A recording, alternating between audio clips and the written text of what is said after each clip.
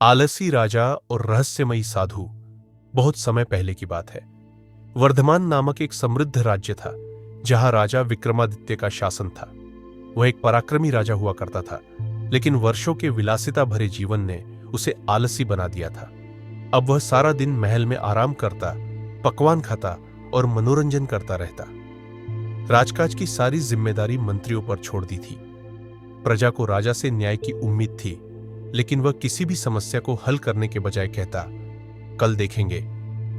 धीरे धीरे प्रजा में असंतोष बढ़ने लगा। राजा की इस आदत का लाभ उसके दरबारी और मंत्री उठाने लगे। भ्रष्टाचार बढ़ने लगा, सैनिक ढीले पड़ गए और राज्य की सीमाएं असुरक्षित हो गई। लेकिन राजा को इन सब से कोई मतलब नहीं था। एक दिन राज्य में अजीब घटनाएं होने लगी। किसानों की फसलें अचानक सूखने लगी, व्यापारियों के सोने चांदी के बक्से खाली मिलने लगे और लोगों की अनाज से भरी कोठियां एक रात में गायब हो जाती। लोग डर गए। मंत्रियों और सैनिकों ने मामले की जांच की, लेकिन कोई सुराग नहीं मिला। कुछ लोगों ने कहा कि यह किसी दैवीय शक्ति का प्रकोप है, तो कुछ ने इसे दुश्मनों की साजिश बताया। जब प्रजा ने राजा से मदद की गुहार लगाई, तो उसने अपनी आदत के अनुसार कहा, कल देखेंगे। लेकिन हालात और बिगड़ते गए। लोग भूखे मरने लगे, व्यापार ठप हो गया और पूरे राज्य में हाहाकार मच गया। एक दिन दरबार में एक रहस्यमयी साधु आया। उसकी आंखों में गहरी चमक थी और चेहरे पर अद्भुत तेज था। उसने राजा को चेतावनी दी, राजन, तुम्हारे राज्य पर एक भयानक संकट आने वाला है। यदि तुमने अपने आलस्य को नहीं छोड़ा तो तुम्हारा पूरा राज्य नष्ट हो जाएगा। राजा ने हंसते हुए कहा, महात्मन, मैं तो एक शक्तिशाली राजा हूं। मेरे सैनिक और मंत्री राज्य की रक्षा के लिए है। यह सब मेरा काम नहीं। साधु मुस्कुराया और बोला, यदि तुम स्वयं श्रम नहीं करोगे तो तुम्हारा राज्य बचाने कोई नहीं आएगा। राजा को यह मजाक लगा। उसने साधु की बात को अनसुना कर दिया।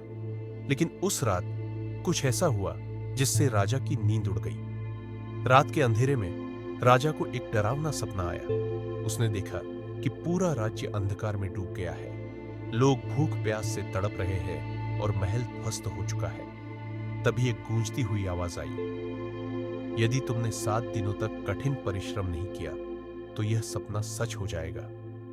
राजा हड़बड़ाकर उठा और सोने की कोशिश करने लगा, लेकिन उसकी आंखों से नींद उड़ चुकी थी। अगले दिन वही साधु फिर दरबार में आया और राजा से कहा, राजन, यह कोई साधारण सपना नहीं था। यह तुम्हारे भविष्य की चेतावनी थी। यदि तुम अपने राज्य को बचाना चाहते हो तो तुम्हें 7 दिन तक कठोर परिश्रम करना होगा। हर दिन एक नई परीक्षा होगी। यदि तुम हार गए तो तुम्हारा राज्य हमेशा के लिए बर्बाद हो जाएगा। राजा के मन में डर समा गया। उसने अनिच्छा से साधु की चुनौती स्वीकार कर ली। साधु राजा को एक खेत में ले गया और कहा, आज तुम किसान बनकर मेहनत करोगे। राजा ने पहली बार हल उठाया, लेकिन कुछ ही देर में उसके हाथ छिल गए।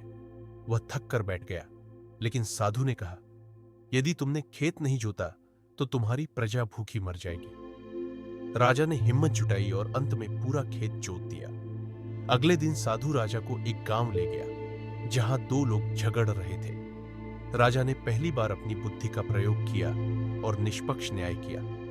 तीसरे दिन राजा को एक अंधेरी गुफा में जाना पड़ा जहां एक रहस्यमयी जीव था। राजा डर गया, लेकिन उसने हिम्मत दिखाई और उस जीव का सामना किया।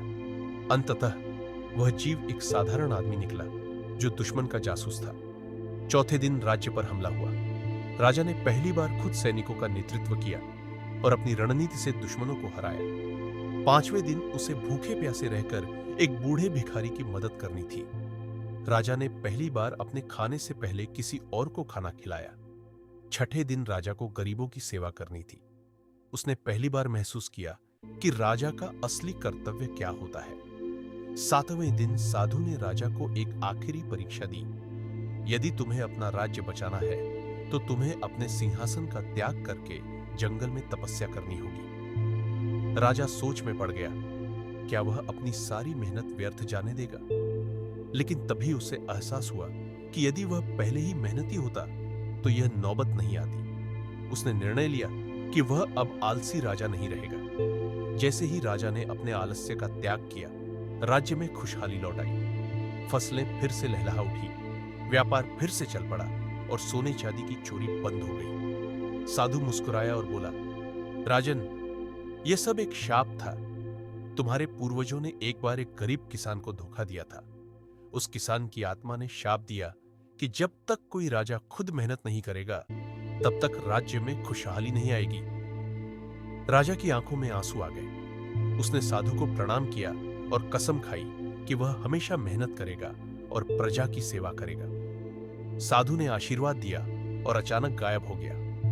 उस दिन के बाद से राजा विक्रमादित्य ने अपना आलस्य छोड़ दिया।